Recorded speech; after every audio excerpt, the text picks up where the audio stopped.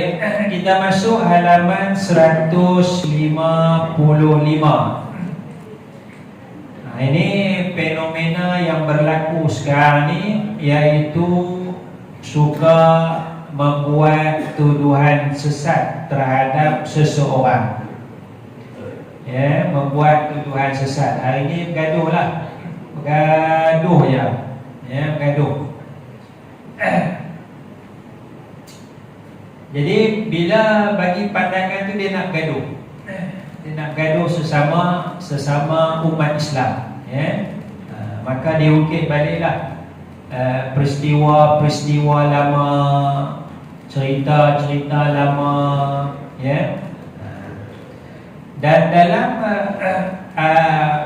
dalam aliran agama ni, dia yang sekarang ni yang besarnya ialah antara dua aliran, iaitulah aliran Asy'ariyah dan juga aliran Salafiyah. Jadi yang bergaduh sekarang ni dua aliran, iaitu aliran Asy'ariyah lawan ajaran ataupun aliran Salafiyah, ajaran Salafiyah. Ya, pernah dengar kan? Tak pernah dengar, tak tahu lah. Tak nak. Sebelum mereka bergaduh dalam bab akidah, bergaduh dalam bab fiqh. Mereka ni kuat bergaduh sesama umat Islam. Kita katalah dalam masalah akidah, ya, Asy'ariyah lawan Salafiyah, lawan Asy'ariyah, kaum tua lawan kaum muda, kaum muda lawan kaum tua. Islam tak dua-dua ni? Islam. Kalaulah tenaga itu dihabiskan untuk berhujah dengan orang bukan Islam, agak-agak berapa dah masuk Islam? Agak-agak berapa ada masuk Islam? Ya. Hebat-hebat kaum tua tu cuba dakwah kepada orang kafir. Hebat-hebat kaum muda tu cuba dakwah kepada orang kafir, daripada duk dakwah sesama kita ni, kan, duk gaduh dan sebagainya. Ya. Itu realiti yang berlaku, ya. Baik, jadi bila perjuangan masing-masing itulah timbulnya tuduhan sesat menyesatkan, ya. Jadi kita ambil dua contoh bulan sudah, iaitu muka surat 155. Yang pertama Ibn Taymiyah. Ibn Taymiyah ni mewakili aliran Salafiyah.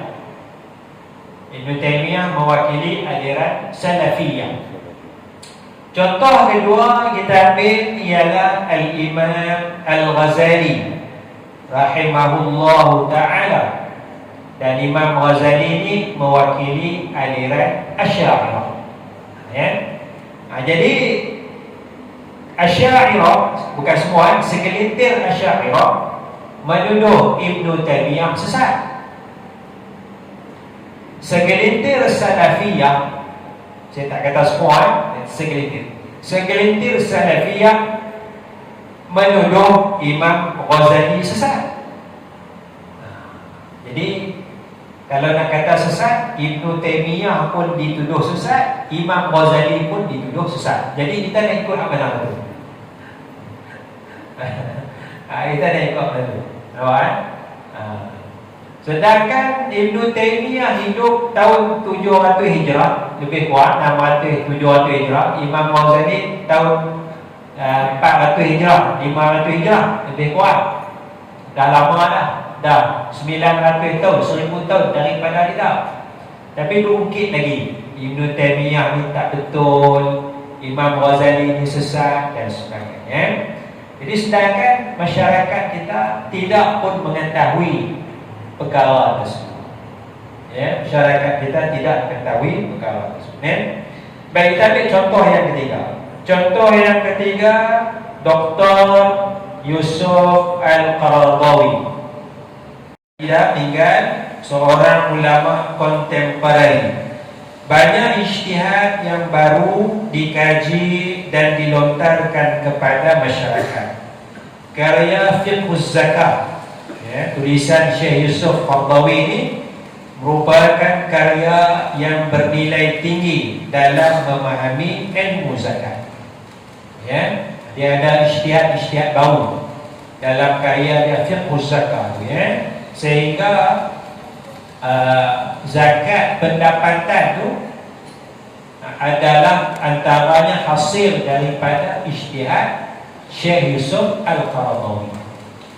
Mana sebelum tu tak berapa ada sangat zakat pendapatan, tapi dia cari, dia kaji, dia hujah kalaulah petani itu tak berapa kaya mana pun kena bayar zakat. Tak berapa kaya mana pun kena bayar zakat. Kenapa orang yang gaji tetap tak wajib bayar zakat? Dia hujah macam tu, kan? Orang yang gaji tetap, kan? Kenapa? Masa tu tak lagi, kan? Jadi dia punya hujah tu ada banyak lagi pada hujah tu. Akhirnya pejabat zakat, kita kata kalau Malaysia ni semua dah ada, mesti ada zakat pendapatan. Dan zakat pendapatan tu paling banyak sekali berbanding zakat yang lain. Kalau tak ada ijtihad dia, barangkali zakat pendapatan tak wajib. Agak-agak kutipan zakat Selangor ni berapa juta dapat? Tak sampai 20 juta pun. 20 juta sebulan habis.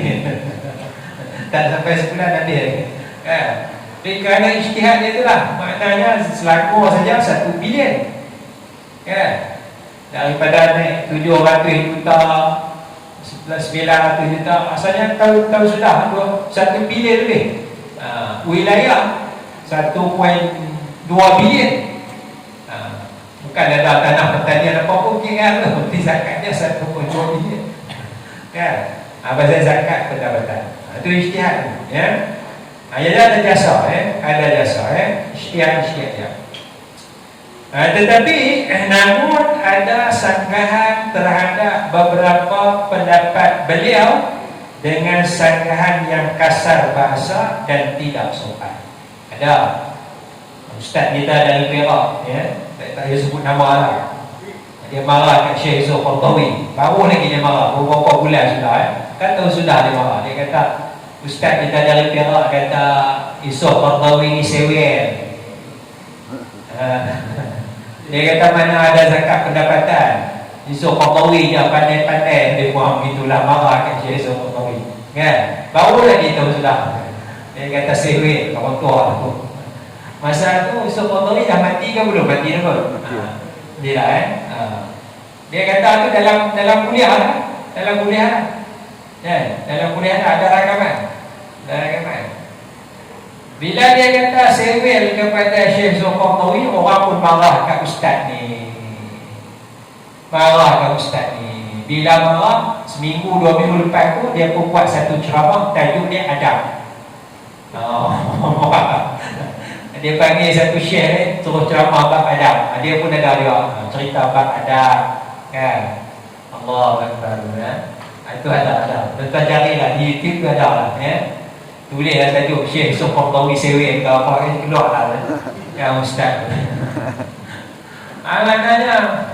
Maknanya tidak berakhlaknya, segelintir ustaz kita tu sampai tak boleh nak menghormati. Apa salahnya? Kata saya tak setuju dengan pendapat Syekh Yusuf Qardawi itu lah. Dalil saya macam ni. Dia tak reti nak cakap macam tu.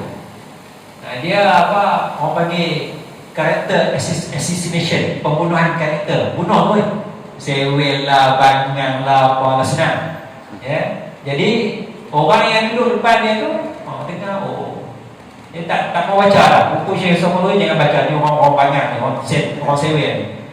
Dia mempengaruhi masyarakat, itu ikhlasan dalam memberikan pandangan, Baik, contoh yang keempat, muka surat 156 Syekh Albani.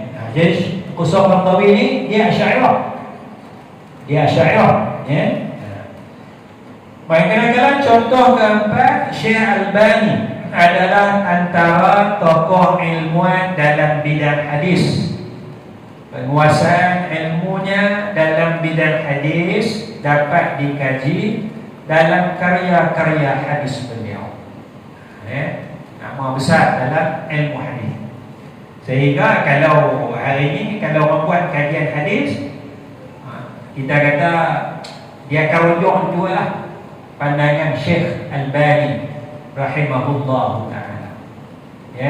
Kalau dia kata hadis tu diriwayatkan oleh Imam Tirmizi dan disahihkan oleh Al-Albani, dia tambah lagi, dia tambah lagi. Kalau hadis itu diriwayatkan oleh Imam Abu Daud, tetapi Syekh Albani mendhaifkan hadis tersebut, dia dikira maknanya citation, dia sebut, dia cite nama Syekh Albani itu sebagai satu penghargaan kepada ketokohan Syekh Albani dalam ilmu hadis.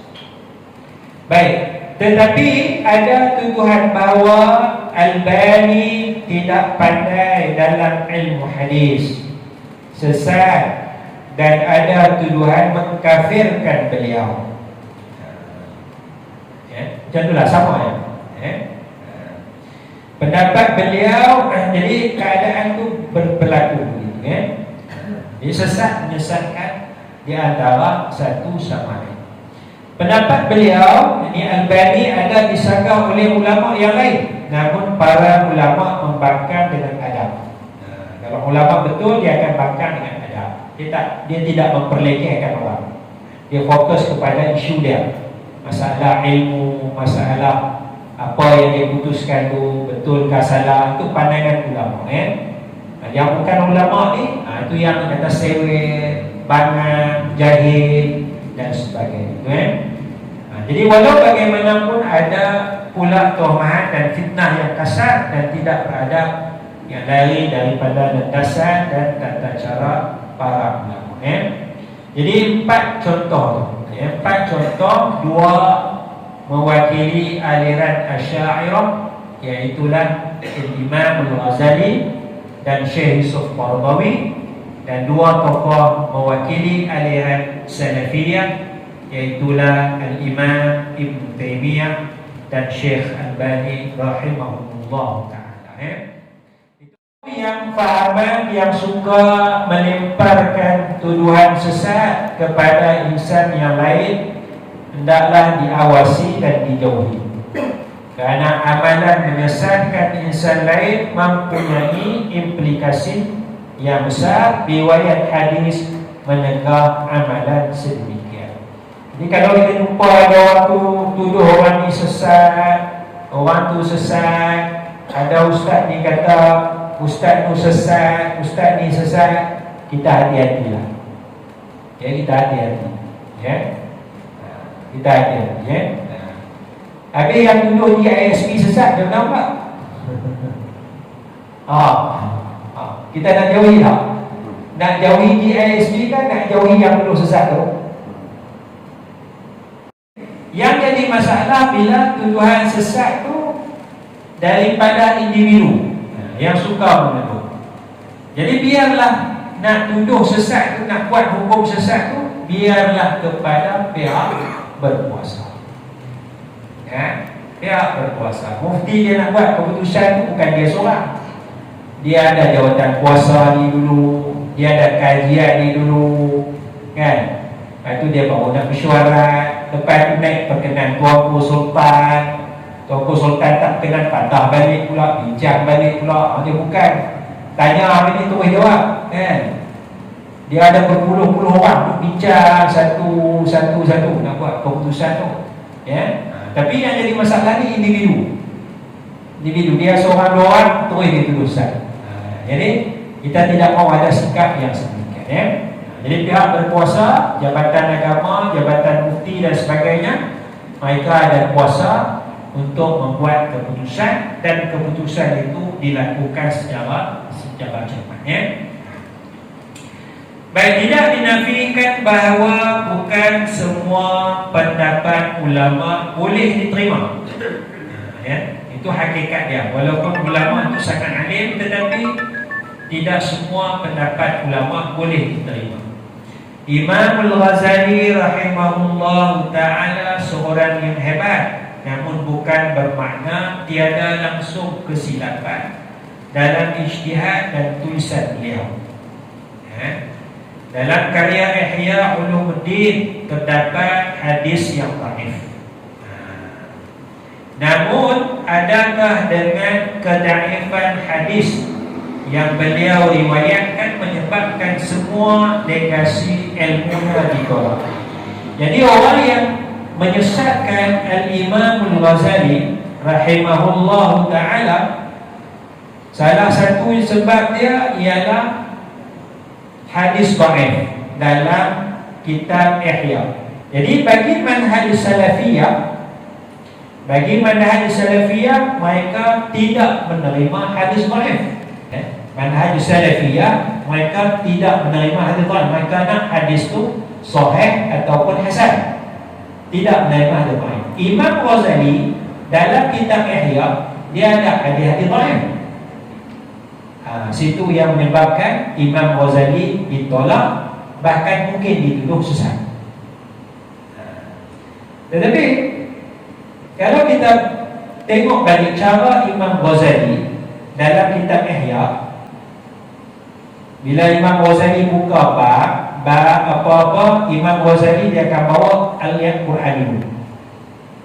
Siapa ada terjemahan, cuba tengok bab apa yang lain tu kan, ayat Quran. Qala Allah Ta'ala firman, dia bagilah 5-10 ayat, cukup dah. Lepas tu Imam Ghazali bawa hadis sahih. Dia bawa hadis sahih. Hadis sahih ni Imam Ghazali sebut qala Rasulullah sallallahu alaihi wasallam. Isyarat kata hadis itu sahih.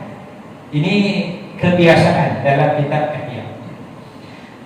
Bila dia sebut dah hadis sahih, mungkin 10 hadis dah cukup dah sebenarnya. Bab apa-apa ya, setiap bab lebih kurang tu dia punya cara dia gitu. Ya. Lepas habis tu barulah Imam Ghazali bawa hadis dhaif. Maka dia kata ruya, diriwayatkan. Isyarat kata hadis dhaif. Maknanya Imam Ghazali tahu dah kata hadis tu ada masalah, seolah-olah dia tahu, sebab dia tak letak dalam kategori ni, dia letak dalam kategori ni. Cuma dia bukan nak tulis kitab hadis, dia nak tulis bab lain, jadi dia tak cabarlah hadis tu. Bila habis hadis dhaif, barulah dia bawa asal perkataan sahabat. Assalamualaikum warahmatullahi. Alhamdulillahilladzi lam yattakhidh walada wa lam yakul. Hadis dhaif tu. Tapi nak baca boleh lah. Baca lah. Itu ambil daripada ayat Quran. Kan? Tak ada masalah pun. Kalau tak mau baca, kenapa? Tak ada masalah.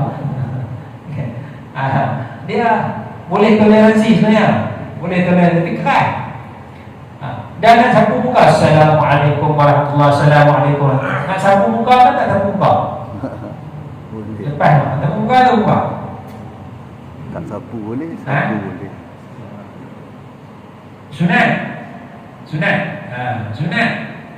Tapi hadis dia dhaif. Sapu boleh tak sapu. Jadi sebahagian golongan dia tak mau pakai hadis dhaif, dia lawan suruh jangan sapu muka. Lah apa masalahnya? Nak sapu muka, nak sapu punggung ikut suka lah. Assalamualaikum warahmatullahi wabarakatuh. Tahu sapu punggung, sapu je lah. Dah habis sembahyang lah. Nak goreng hidup apa? Assalamualaikum warahmatullahi wabarakatuh. Apa je lah. Dah habis sembahyang lah. Tak ada apa pun. Yang kita keras sangat tu pasal apa? Yang penting kawan tu sembahyang lah. Bayar dah sah dah, cukup dah. Tapi yang kecil-kecil ni, benda kecil-kecil ni dia bagi perhatian yang tu yang jadi gaduh dia ni. Kan? Patutnya lapang dah nak sapu muka pun tak apa, tak mau sapu pun tak apa. Kan? Nak sapu punggung pun tak apa, nak sapu paha pun tak apa. Nak korek telinga pun tak apa, nak korek hidung ni pun suka kamu lah. Yang penting alhamdulillah dah sembahyang. Kan toleransi lah. Tak boleh, dia kerah. Tak pun pening kepala. Kan? Kita pun kadang nak sembahyang dengan orang takut. Oh, aku sembahyang lagi orang ni kata tengok tak. Kan? Hak biasa tak biasa tak apa ya. Hak tak biasa tempat tak biasa lagi nak sembahyang takut.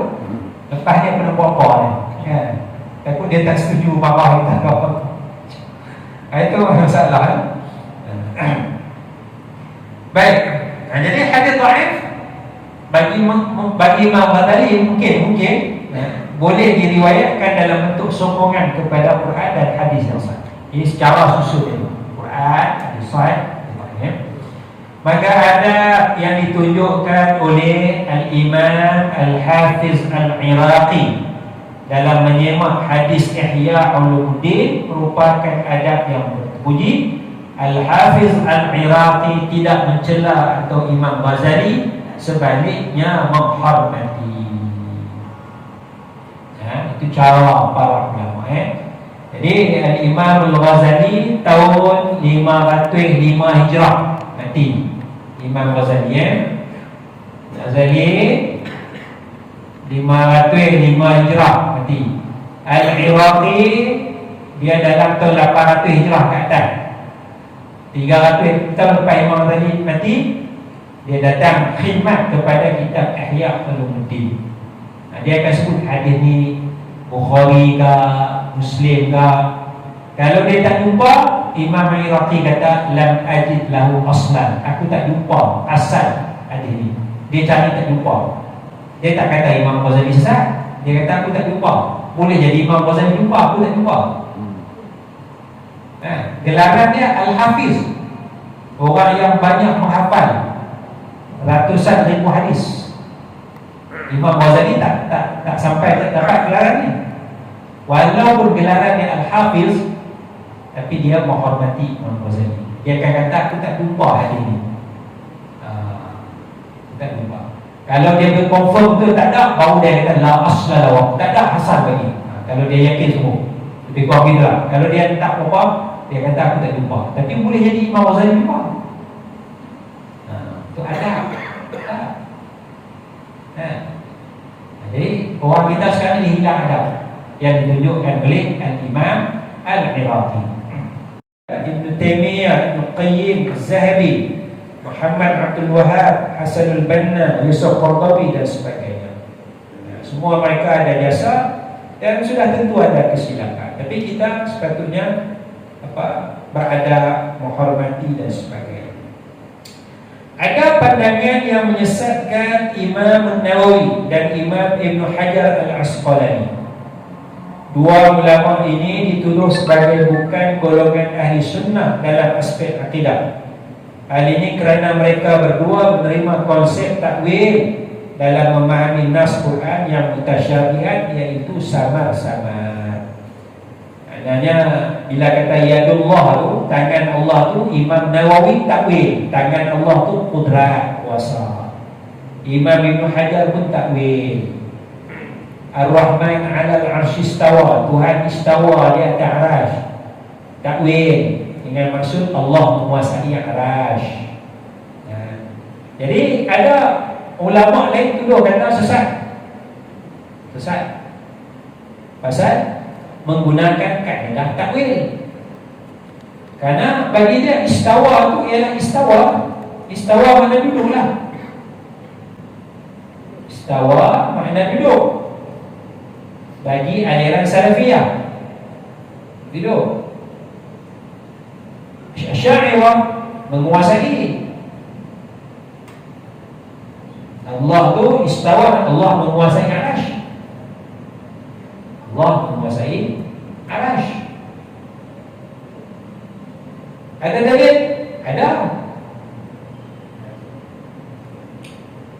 Kita baca dalam Quran, selalu kita baca laqad ja'akum rasulun min anfusikum azizun alaihi ma anittum harisun alaikum bil mu'minina raufur rahim. Fa in tawallaw fa in tawallaw faqul hasbiyallahu la ilaha illahu alaihi tawakkaltu wa huwa rabbul arsyil azim. Dan dialah Allah Rabbu, pemilik arasy yang agung. Allah memiliki arasy. Jadi kalau Allah memiliki arasy, makna Allah menguasai arasy. Rabbul arsyil azim. Arasy yang agung, azimi. Agung ni sifat kepada arasy, azimi. Bukan sifat kepada Allah, sifat kepada arsyil azimi. Arasy yang agung pun Allah memiliki. Mana memiliki, Allah menguasai. Ada dalil dalam Quran. Memiliki mana menguasai, kan? Kan? Saya pemilik bangunan tu, mana saya menguasai bangunan tu. Ikut suka saya sewa berapa. Saya pemilik bangunan. Allah pemilik arasy. Karena Allah istawa menguasai. Makna nak ubah makna tu je. Bergaduh. Kecil sangat otak kita ni. Tak boleh mohon lagi. Ya. Kalau tak mau gaduh senang tak? Tak payah terjemah. Apa makna Allah istawa? Apa dia? Ngaji ya. Tak ada terjemah. Ayat terjemah. Ya Allah. Ya Allah. Apa dia? Ngaji ya. Tak ada terjemah. Bila terjemah jadi gaduh. Jadi semua i'tiqad Allah istawa di atas arasy, semua i'tiqad. Cuma apa makna? Nak ubah makna ni pun gaduh. Macam budak-budak kecil. Nampak? Otak kita. Otak segelintir orang kita. Orang yang minat dengan agama. Sampai hari ini bergaduh ni. Bergaduh ni kedua ni. Orang kafir tak tahu apa. Bukan ada orang Islam tak tahu apa. Kan? Ada 3-4 orang ustaz dalam ni, 3-4 tu bergaduh di luar ni. Kan? Jadi tak cantik agama kita. Agama kita jadi tak cantik, tak elok. Ya? Jadi bincang dia tu, mengaji dia tu tak apa, tak ada masalah. Tapi bila bergaduh, sesat-menyesatkan tu, dia jadi tak cantik. Ya? Masalah. Ada ulama dituduh sebagai kafir musyrik hanya kerana menganjurkan majlis selawat sempena kedatangan bulan Rabiul Awal. Buat majlis selawat pun dituduh kafir musyrik. Ada ulama dituduh sebagai sesat hanya kerana memilih pendapat yang lain di luar mazhab yang diamalkan. Siapa tuduh tu tak apalah. Kita dituduh. Ya. Kecil sangat otak. Begitu juga dalam dunia politik. Ya.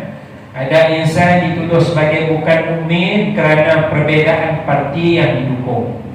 Kerana perbezaan fahaman dan ideologi politik, label kafir, sesat, zindiq, munafik dan seumpamanya diberikan. Golongan ulama yang tidak terlibat dalam dunia politik kepartian kadang-kadang dituduh sebagai munafik hanya kerana ada pendapat yang tidak selari dengan pendapat kepimpinan partinya. Kita bergaduh juga dalam soal politik. Ya, ini satu kerugian kepada kita. Karena ialah Melayu Islam berapa persen? Melayu Islam kita kira mudah ya. Melayu Islam berapa persen? 60%.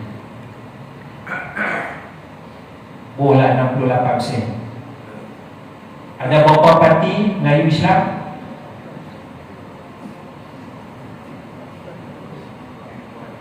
Empat.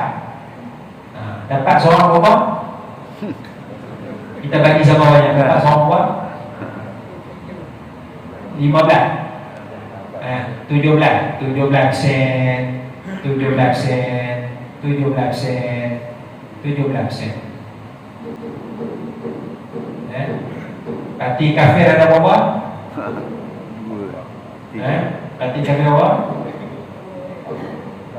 Kita kata mau pakai kafir 32 sen 32 kan? Ada berapa parti? Kalau satu kalau semua sokong dapat ke dia 32 sen. Tak ada kira sokong baca kan? Ialah walaupun kursi 1-1-2 kan?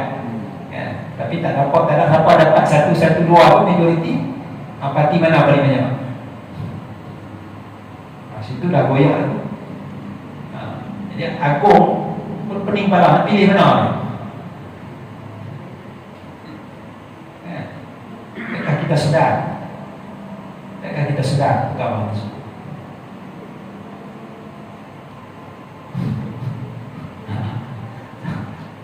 Cenderung ni marilah kita bersatu padu. Ya.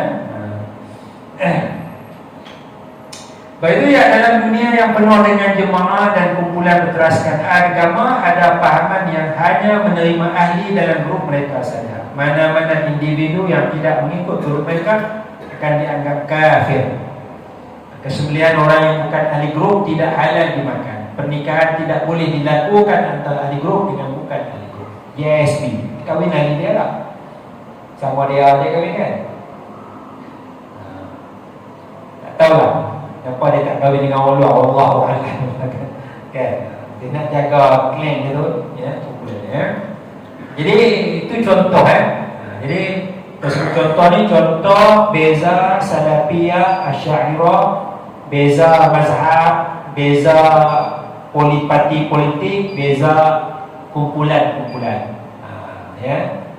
Perbezaan itu dengan sifat asad degil, sifat marah, sifat sesat menyesatkan, dan dia membawa kepada perpecahan dalam kalangan umat Islam. Dan ini merugikan umat Islam. Ya. Jadi kita berhenti dekat tu, nanti kita sambung ayat Quran tu, wajahidu fillah. Apa ayat Quran yang nak menyatukan kita. Wallahu a'lam. Subhanallah wa bihamdihi. Assalamualaikum warahmatullahi wabarakatuh.